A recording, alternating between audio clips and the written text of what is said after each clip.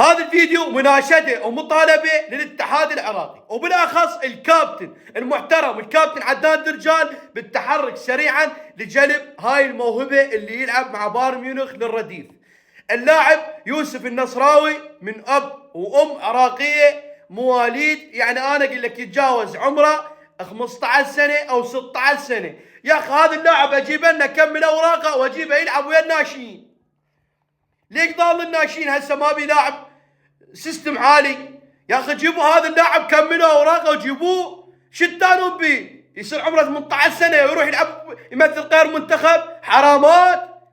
كابتن عدنان درجال رحمه على والديك، عالج لنا هاي المواضيع، المواهب لا تخسرونها من ايديكم. يا اخي هذا اللاعب موهبه والله، جاي يلعب ويا الرديف الباير.